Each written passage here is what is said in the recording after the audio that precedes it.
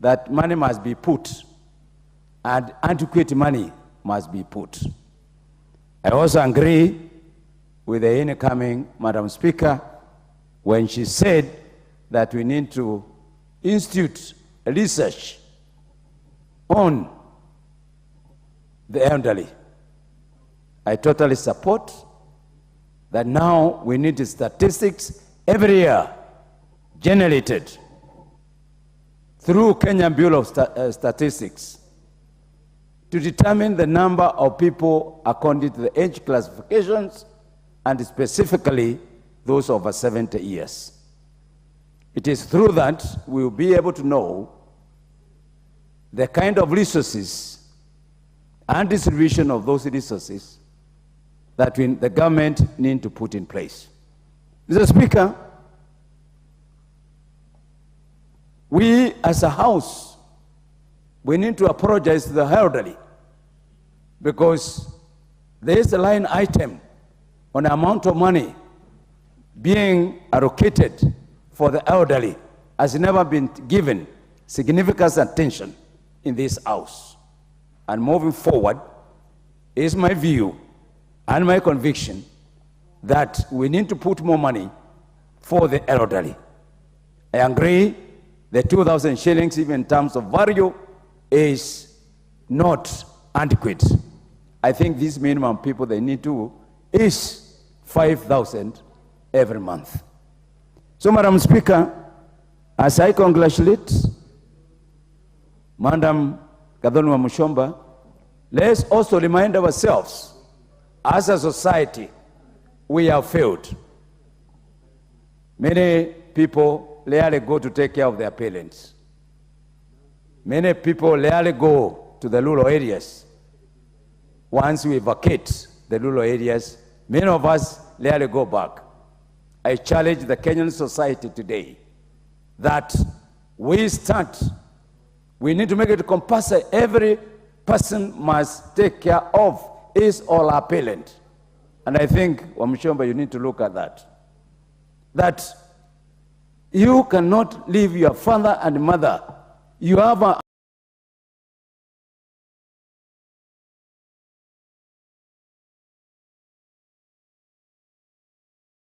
ensuring that there is absolutely no conflict of interest by public officers. And public officers, I want to agree with the Honorable Tiende Amolo in that respect, that a public officer does not necessarily mean an elective office or people holding elective offices. It is not just members of parliament and members of county assemblies.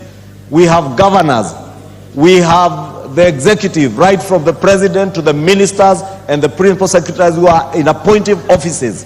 All those, Honorable Speaker, we must hold them to account using this bill and ensure that even as we seek to self-preserve, we also enact laws that will hold everybody, even members of parliament, Honorable Speaker, and members of county assemblies, and even governors and presidents and deputy presidents who are elective, to account and to ensure that there is absolutely no conflict of interest in the way they conduct public office, and there is a clear demarcation between your public affairs and your private business interests.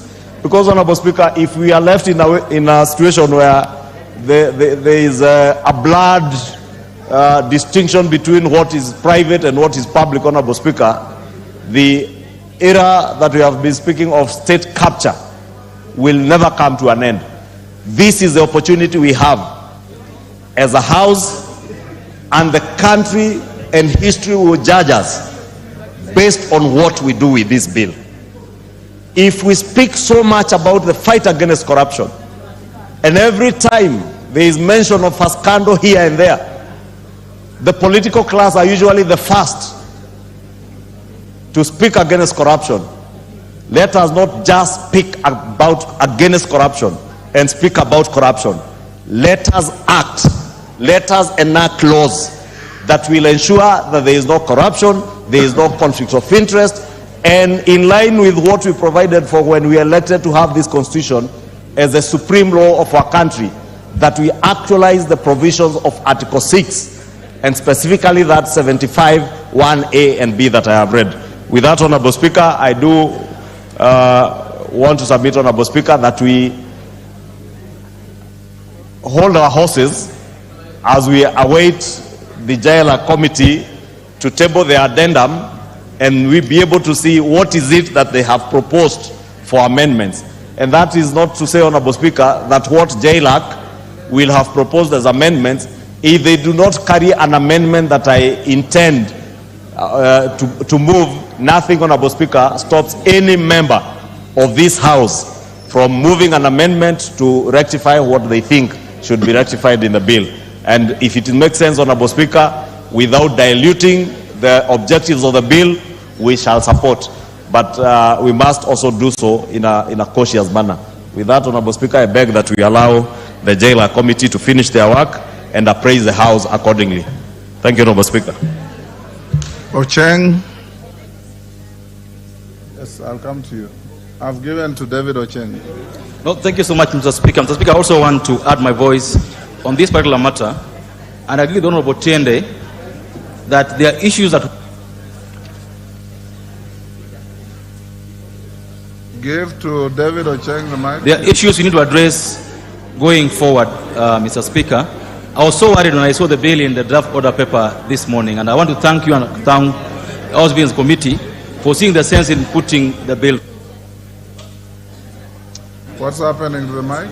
But, Mr. Speaker, the biggest issue... Order, honorable members. I want to hear order.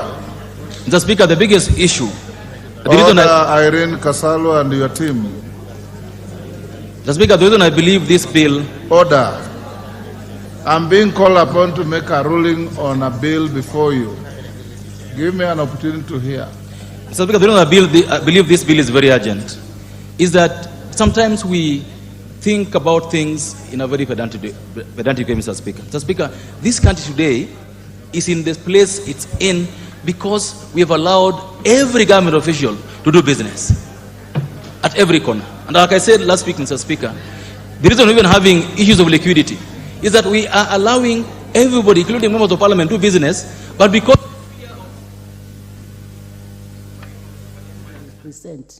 Thank you very much. The Honorable Gideon Ochanda, member for Bondo. Thanks a lot, Madam Speaker. Madam Speaker, if nature is good to your members, then all of us are basically talking about the subject matter on us. All of us are going to get to this stage if you are not yet there already.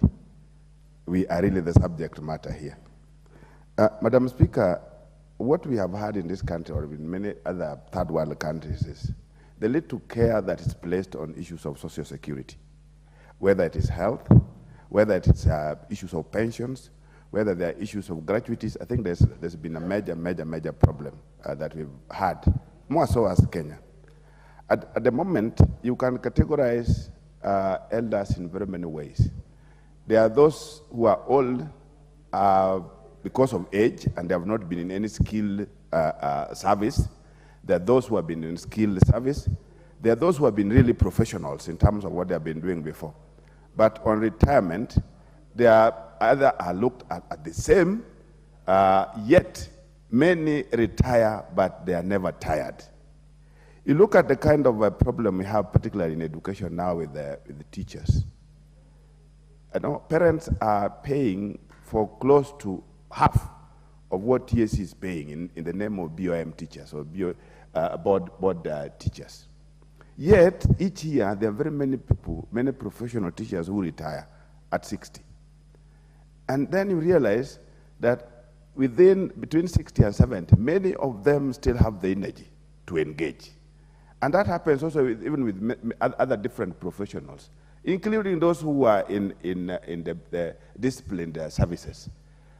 We have clear arrangements like in the veteran organization, veteran programs, that really give space for those who retire to engage differently.